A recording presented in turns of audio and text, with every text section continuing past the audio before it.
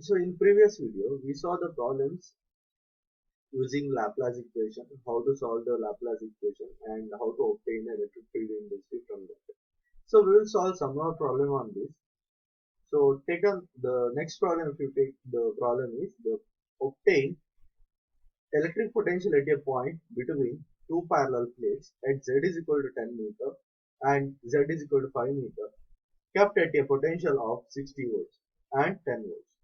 Also find the electric field intensity at the point.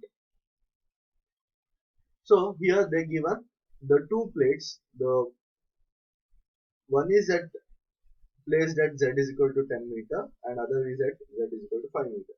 The plate, if you draw the diagrams of that plates, it will look like this. So one at z is equal to 10 meter, other is at z is equal to 5 meter. So at z is equal to 10 meter plate, the potential at that point is 60 volts. At z is equal to 5 meter plate, potential at that point is 10 volt. Now we have to find what is the electric potential at a point between these two plates we have to find. So for that I will use Laplace equation. We know that Laplace equation, according to Laplace equation, del square V which is equal to 0. But here these plates are parallel to xy plane. So these plates are parallel to xy plane. It's along z axis. So we will consider only z component of the del square V. So that is del square V by del z square which is equal to 0. So to obtain the potential V, so we have to integrate this del square V by del z square which is equal to 0. So you have to integrate twice. So if you integrate once, you will get dou v by dou z which is equal to integration of 0 plus integration constant c1. So dou v by dou z which is equal to c1. Similarly, to obtain v, you have to integrate again. So if you integrate again, you will get, so v is equal to integration of c1 plus integration constant c2. So you will get c1z plus c2 which is equal to v.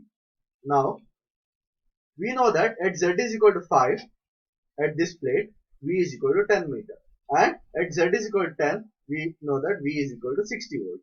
So substituting this, once we will substitute z is equal to 5, corresponding v we will substitute, then again we will substitute z is equal to 10 and corresponding v we will substitute, we will get two equations. So when I substitute z is equal to 5, I'll get the equation is equal to 10 is equal to, because v is equal to 10 and but z is equal to 5. So 10 is equal to 5c1 plus c2. And when I substitute z is equal to 10 and then v will be 60. So 60 is equal to 10c1 plus c2. So if you solve these two equations, so 10 is equal to 5c1 plus c2 and 60 is equal to 10c1 plus c2, you will get c1 and equal to 10 and c2 is equal to minus 40. So if you substitute this C1 and C2 in this equation, the potential at the point between two plates is V is equal to 10Z minus 40. So this is the potential at the point.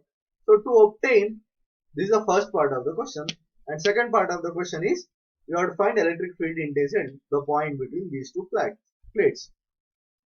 Now we know that the relation between potential and the electric field intensity, we can represent electric field intensity in terms of potential gradient. So we can write E is equal to minus del V. E is equal to minus del V. So here only Z component is there. So we can take E is equal to minus dou V by dou Z into AZ cap. What is V? V is 10Z minus 40.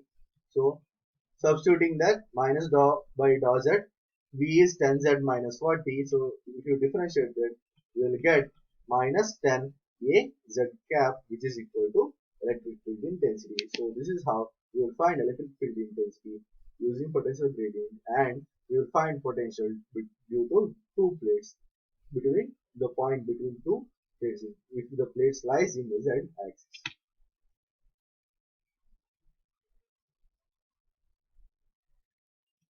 We take up next problem.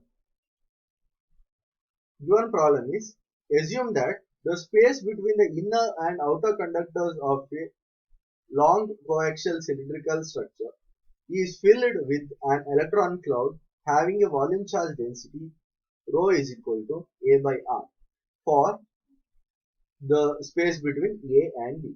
So where A and B are the radii of the inner and outer conductor. The inner conductor is maintained at a potential V0 and outer conductor is grounded. Determine the potential distribution in the region A to B. So they given that to the coaxial cable which has a inner cylinder has a radius of A and outer cylinder has a radius of B, and they given the volume charge density in between these two conductors, that is the cylinder A and cylinder B is A by R. So the volume charge density of between these two cylinders are A by R. So now we have to find what is the potential. But other condition is given as the potential at A, that is inner cylinder, is V0 and outer cylinder is grounded. Means outer cylinder is grounded means the potential at the grounded cylinder is 0. Now to obtain potential we will use Laplace equation. We know that del square V is equal to 0. But here they given it is a volume charge density. There is a volume charge density. If the volume charge density are present, then we can't use Laplace equation. So we have to use Poisson's equation. That is del square V is equal to minus rho by epsilon. Minus rho by epsilon. Here what is rho? Rho is A by R. Substituting that, so minus A by epsilon R you will get. So del square V is equal to minus A by epsilon R.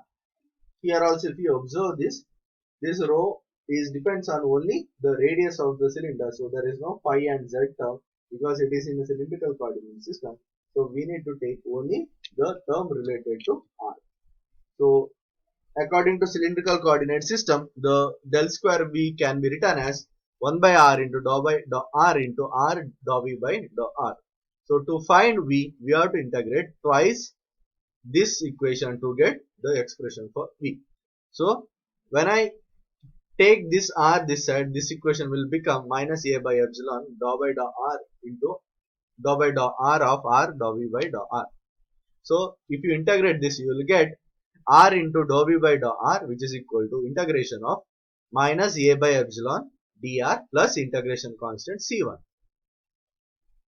So I will keep as it is. So it will be minus A by R minus AR into epsilon plus C1 is the R into dou V by dou R. So to get V, so I will take R this side. So this will be dou V by dou R into, which is equal to minus A by epsilon plus C1 by R.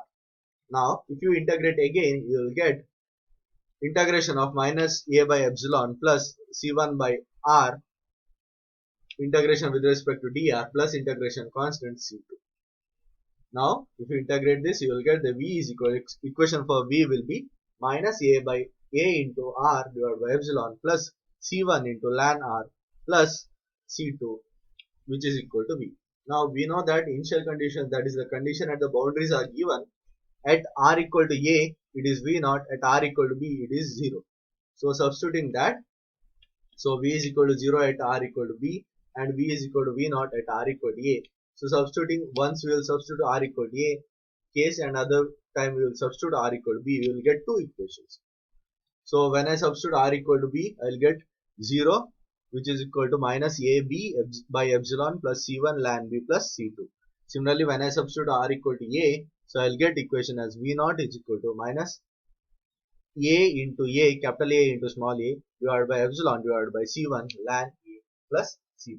If you solve these two equations, you will get C1, which is equal to V minus A by epsilon into B minus A divided by ln B by A. Similarly, C2 can be obtained as AB by epsilon minus C1 ln B. So C1 is this one, substitute that. So AB by epsilon minus V0 minus A by epsilon into B minus A ln B divided by ln A by B. So solving is done by subtracting the equation, first equation and second equation. Though subtracting this equation from this equation, you will get the value of C1 and C2.